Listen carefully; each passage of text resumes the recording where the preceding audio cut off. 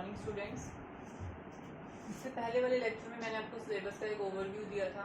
अब इस लेक्चर में हम लोग स्टार्ट कर रहे हैं अपना टॉपिक डाटा स्ट्रक्चर। उसके बारे में मैं आपको थोड़ा सा इंट्रोडक्शन दूंगी, कौन कौन सी बेसिक टर्म्स हैं जो हमारी इसके अंदर यूज़ होती हैं, like data, data item, record, file, और उसके बाद मैं आपको बताऊंगी कि डाटा स्ट्रक्चर हमारा क्या होता है। ठीक है, इन सारी टर्म्स को समझने से पहले एक ये मैंने टेबल बनाई है, इसे हमें समझना पड़ेगा।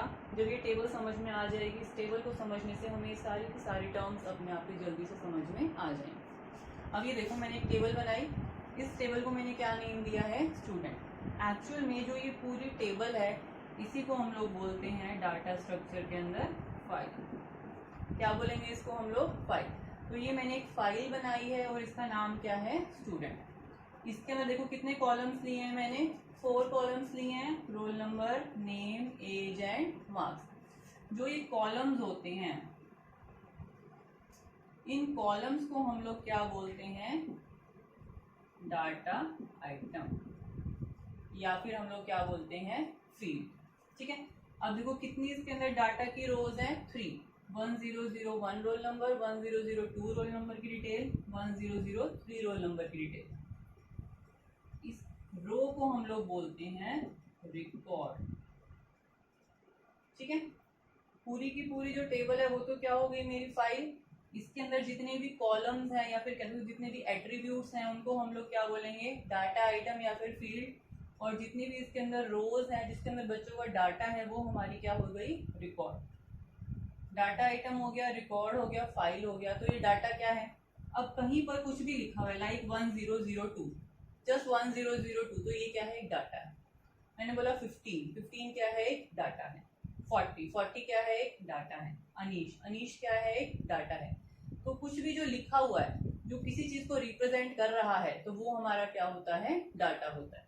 तो ये तो जनरल मैंने आपको समझा दिया। अब इनको हम डेफिनेशन की टर्म्स में समझते हैं। सबसे पहला है आपका data, representation of facts, concepts और raw matter suitable for the communication. जो भी आपका इसमें मैटर लिखा हुआ है, वो हम किस तरह से रिप्रेजेंट कर रहे हैं कि वो सामने वाले को समझ में आ जाए, वो हमारा क्या होता है, डाटा होता है। और मेन चीज है, जो डाटा होता है वो क्या होता है, रॉ मैटर होता है। मतलब वो अकेला हमें कोई भी इंफॉर्मेशन नहीं दे सकता। लाइक मैंने लिखा 1002।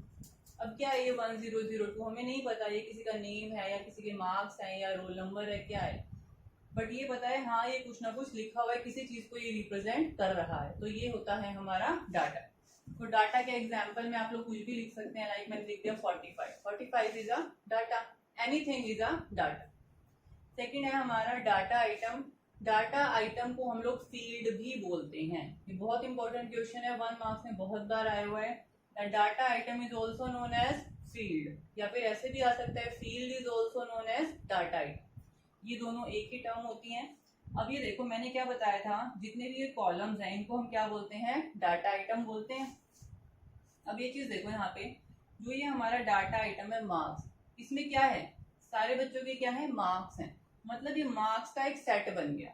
अगर मैं इसकी बात करूं, ये भी क्या है, एक डाटा आइटम है। ये किसका डाटा आइटम है, एज का। ये एज का सेट है, ये नेम का सेट है, और ये हमारे रोल नंबर का सेट है।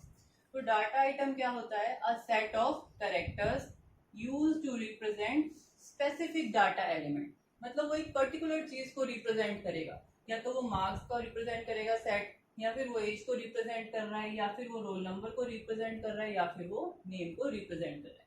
तो हमारे पास कितने डाटा आइटम है इसके अंदर, 4। तो इसके एग्जाम्पल में आप लोग लिख सकते हो नेम। डाटा आइटम हमारे फर्दर 2 पार्ट्स में कैटेगराइज होते हैं, elementary data item and group data item. Elementary data item वो होते हैं जो हमारे और डिवाइड नहीं हो सकते। Example, roll number. हर बच्चे को एक रोल नंबर मिलता है जिसको हम फर्दर डिवाइड नहीं कर सकते। ग्रुप डाटा आइटम वो होता है जो फर्दर डिवाइड हो सकता है, जैसे कि नेम है। नेम कैसे डिवाइड होता है, कई बार आप लोगों ने फॉर्म्स भी फिल किए होंगे, लाइक फर्स्ट नेम क्या है आपका, मिडल नेम क्या है, लास्ट नेम क्या है। मतलब जो नेम है फर्दर क्या हो गया, 3 पार्ट्स में डिवाइड हो गया, तो वो हो गया आपका ग्रुप डाटा आइटम। जो डाटा आइटम फर्दर डिवाइड हो सके वो होते हैं ग्रुप डाटा आइटम, जो फर्दर डिवाइड ना हो सके वो होते हैं हमारे elementary data item.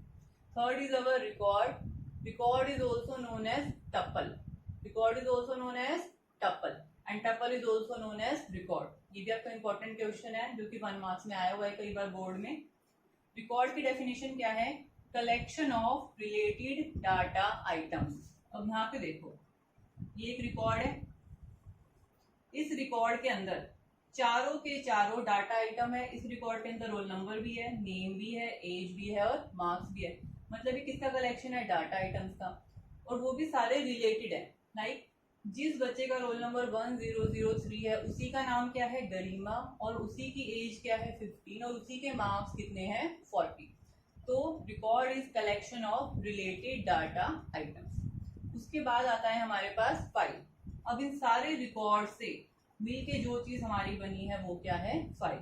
So file is collection of logically related records.